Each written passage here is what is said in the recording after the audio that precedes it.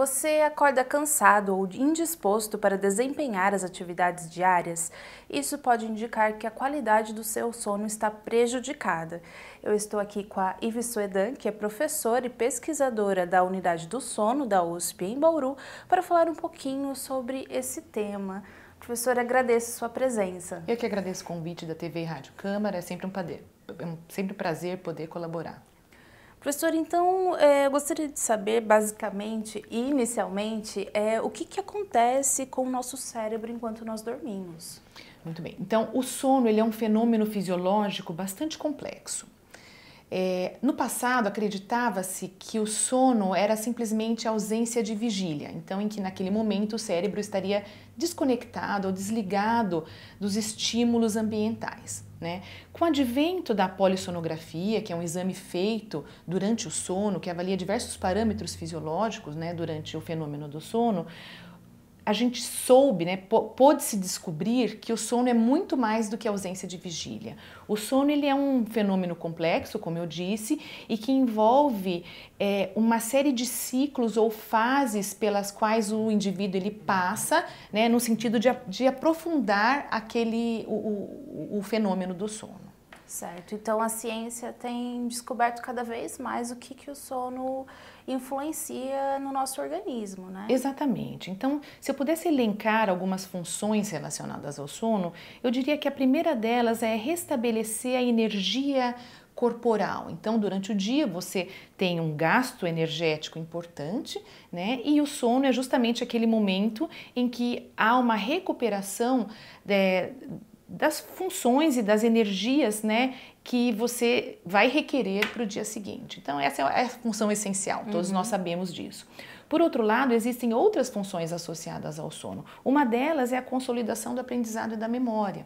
Então, tudo aquilo que você vivenciou e você aprendeu ao longo do dia, esse aprendizado ele é consolidado, especialmente em fases do sono mais profundas, Então, essa é a segunda função do sono, além de restabelecer energia, também consolidar o aprendizado e a memória.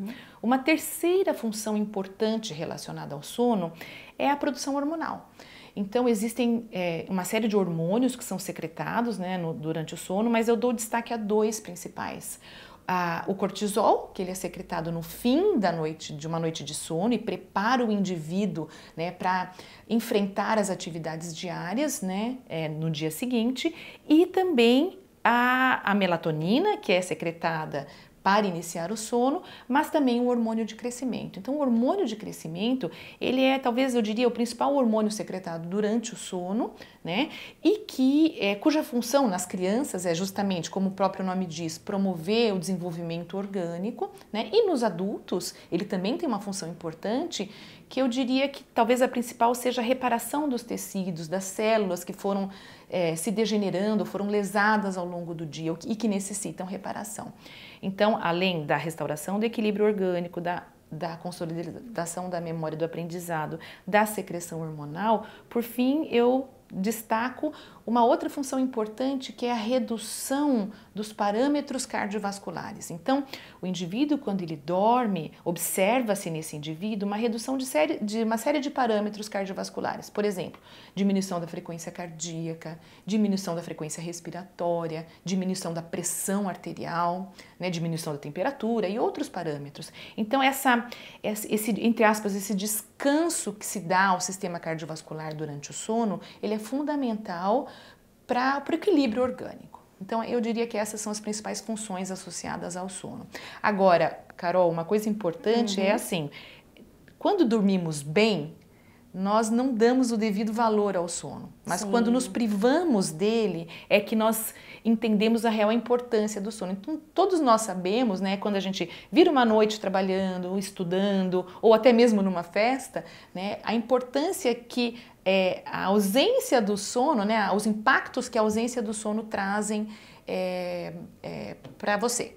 Então, a gente sente a importância do sono quando a gente é privado dele. Sim, eu acredito que em longo prazo, pela importância que você está trazendo para a gente do sono em várias questões, de funcionalidade do organismo, ele está relacionado também ao surgimento de doenças, A ausência de sono em longo prazo pode acarretar em doenças mais sérias? Com certeza, né? Esse é um aspecto médico que necessita de uma resposta médica mais aprofundada, mas eu posso destacar dois assuntos que estão, né, bastante associados à privação de sono.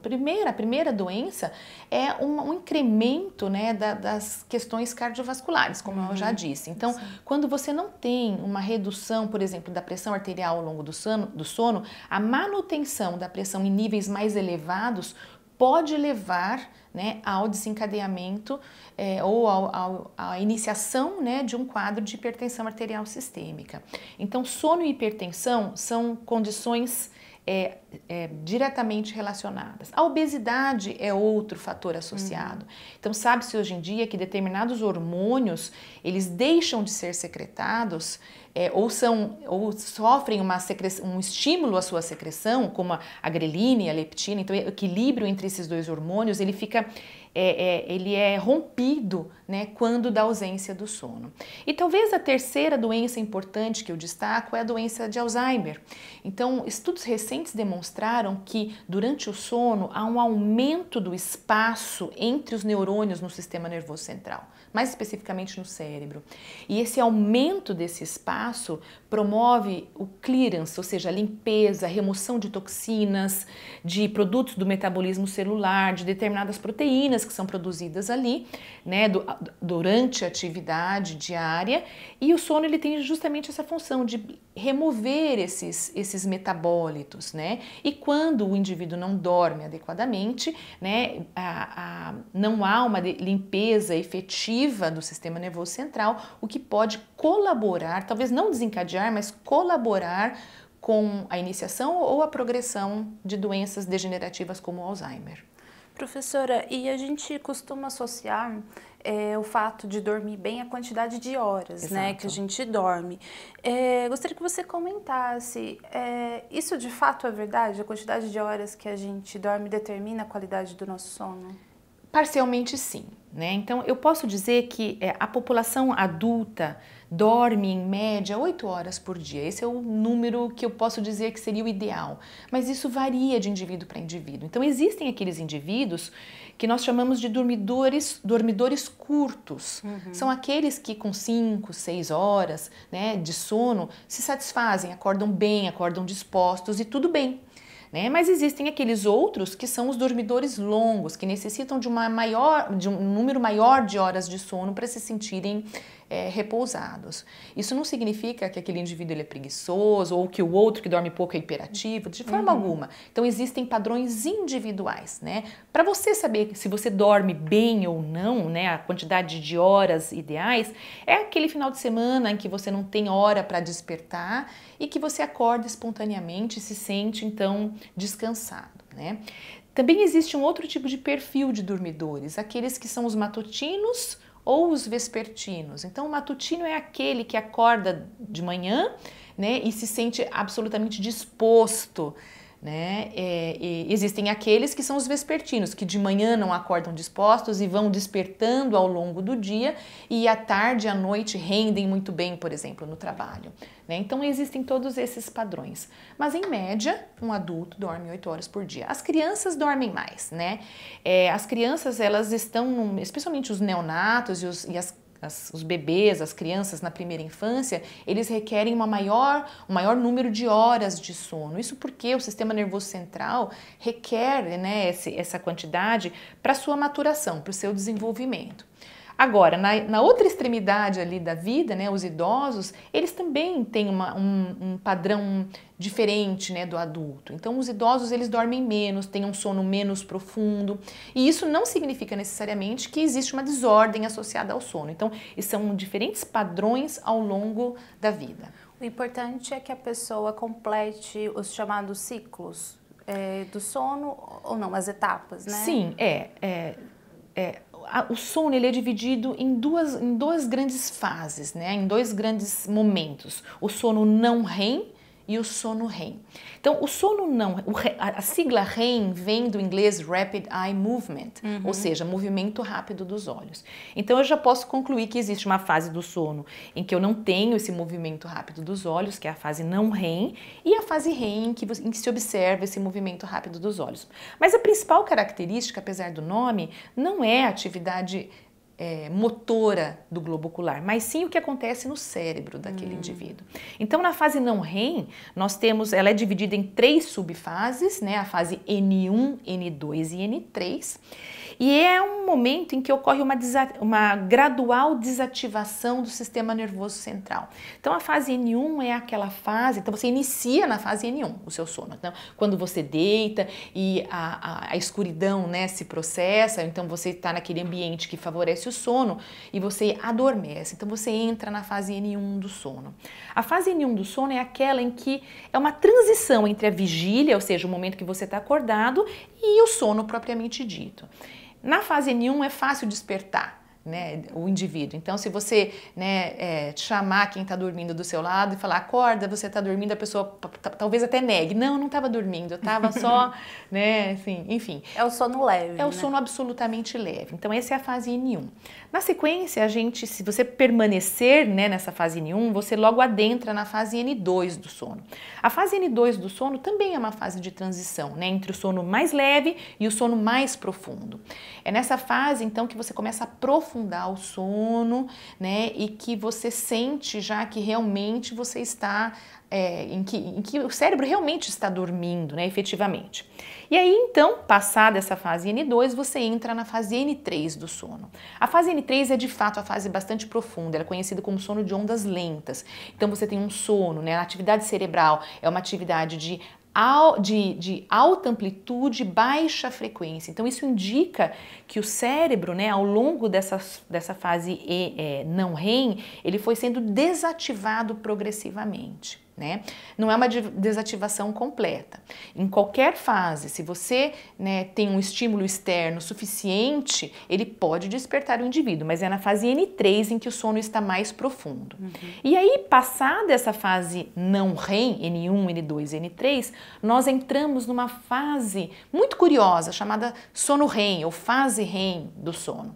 A fase REM, como o nome diz, ela mostra, então, você pode observar no indivíduo adormecido um movimento rápido dos olhos.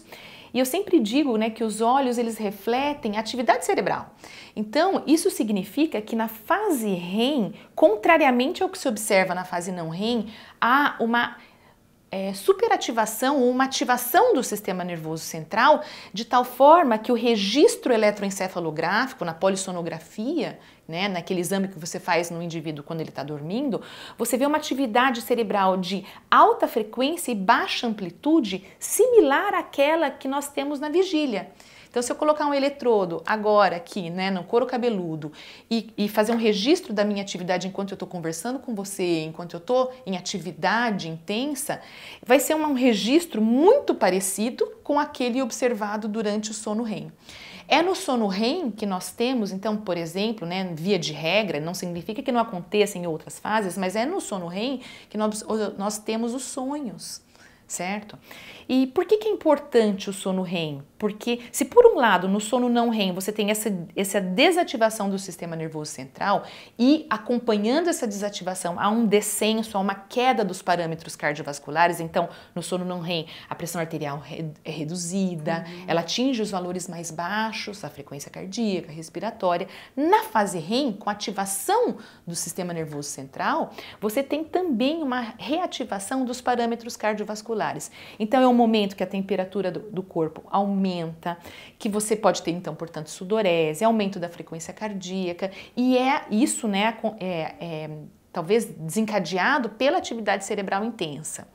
Agora, o mais curioso da fase REM do sono é que se por um lado você tem uma ativação excessiva do sistema nervoso central e dos parâmetros cardiovasculares, por outro, é na fase REM que o músculo apresenta o seu menor tônus, onde acontece o maior grau de descanso muscular. Então veja que esse ciclo não REM e REM, ele deve acontecer idealmente por completo para que você tenha, né, todos esses eventos fisiológicos acontecendo. Esse ciclo não REM e REM, ele dura cerca de 1h30, 90 minutos. Então, calcula comigo, se você dormir 6 horas de sono, você tem aí provavelmente 4 ciclos sendo completados, né? Então, isso é o ideal, mas nem sempre isso acontece. Perfeito. Professora, a gente percebe toda a importância realmente de se completar esse ciclo, mas a gente tem muitos estímulos externos, né, que interferem no sono, na continuidade ali de a gente estar dormindo. De fato, hoje é constatado que esses fatores prejudicam a qualidade do sono? Sem dúvida alguma. Então, o sono, né, o fenômeno fisiológico do sono, ele requer, para que ele se inicie, uma série de condições, né? A começar pelo ambiente em que você dorme. Então, o quarto deve ter uma temperatura ideal. A gente sabe, né, uma noite de calor extremo ou de frio excessivo, então você não dorme bem. Então, a temperatura é um fator importante, a ausência de ruídos é importante, a ausência de luz é importante. E aqui eu faço um parágrafo especial sobre isso. A luz, ela é o fator desencadeador da secreção de um hormônio produzido por uma glândula presente ali no centro do sistema nervoso, a glândula pineal, que produz um hormônio chamado melatonina. E a melatonina, ela é o hormônio que inicia o sono. Então, sem a melatonina sendo secretada, o sono ele não vem. E como que a melatonina ela é secretada? Por um mecanismo, né, de ausência de luz. Então, quando você está no escuro, quando há ausência de luz, a glândula pineal ela se vê livre para secretar a melatonina. Isso porque durante o dia a incidência de luz na nossa retina, no nosso olho, desliga a glândula pineal, se é que eu posso chamar assim. Então, a presença da luz impede a glândula pineal de secretar melatonina, ao passo que a ausência da luz estimula a glândula a secreção desse hormônio que desencadeia o sono. Então, se você fica, né, muito exposta ou muito exposto à luz, você talvez não tenha, né, a secreção adequada de melatonina requerida para o início do sono. Então, quem nunca, né, antes de dormir, né, fica com o celular na cama, checando se está tudo bem com a família, se tem alguma notícia nova. Então, o uso excessivo de telas, né, da própria televisão ou especialmente do celular que tem a luz azul, então esses dispositivos, né, eles certamente interferem no início do sono e, portanto, na qualidade do sono. O ideal, então, é que a gente tenha uma rotina noturna que preze pela higiene do sono. A gente vai desligando as luzes, exatamente, relaxando. Isso que você falou, esse conceito de higiene do sono, ele é bastante moderno e, ao mesmo tempo, tão clássico, né? Então, higiene do sono são todos aqueles meios que você, né, enquanto indivíduo, adota para garantir uma boa noite de sono. Então, talvez o mais importante, então, seja, né, evitar a luz excessiva. O exercício físico, por exemplo, ele é importante, obviamente, mas talvez um exercício físico muito intenso antes de dormir pode ser um fator que impeça que o sono venha de imediato. Então, você tem que descobrir qual é o melhor momento para você fazer o seu exercício físico. Não se alimentar, né, de forma muito intensa antes de dormir, né, isso impede também o início do sono e claro, né, pode promover eventos de refluxo que acabam despertando o indivíduo. Então, existe uma série de medidas que você pode adotar para evitar, né, um sono de qualidade ruim. Consumo excessivo de cafeína, e não é só no café, em bebidas refrigerantes, energéticos, né? E, claro, né, o uso de álcool. Algumas pessoas tendem a achar que o álcool ele ajuda a dormir. Ele pode até ajudar a iniciar o sono, mas ele tem um fator importante que ele diminui drasticamente o tônus muscular. Então, quando você consome bebidas alcoólicas em excesso imediatamente antes do sono, você pode ter, né, um aumento do ronco e também um aumento de apneia, que é a cessação da respiração durante o sono, diminuindo a qualidade do sono. Que tem relação com a passagem do ar, ar, né? Pela via aérea, E a gente não mencionou, mas talvez o mais importante para uma boa higiene do sono é manter o uso, manter a rotina regular de deitar-se e de acordar. Né? Então, eu sei que durante o final de semana a gente muda um pouco essa rotina, todos nós, mas tentar não mudar demais. Então, sempre ir para a cama no mesmo horário, acordar no mesmo horário, né? Isso dá indícios para o cérebro de que a sua hora de dormir está chegando e de acordar também. Tá, então a rotina do sono, em resumo, professora, tem que ser prioritária pra gente, né? Sem dúvida alguma. A gente tem que se organizar para dormir. Para dormir. Exatamente. É algo muito interessante, mas Exato. que na correria do dia a dia a gente acaba esquecendo. Exatamente, né? Carol. É isso. Bom, eu agradeço mais uma vez, professora, a sua participação aqui com a gente. Eu que agradeço. É sempre um prazer poder colaborar. Perfeito. E você continue ligado na programação da TV e Rádio Câmara de Bauru.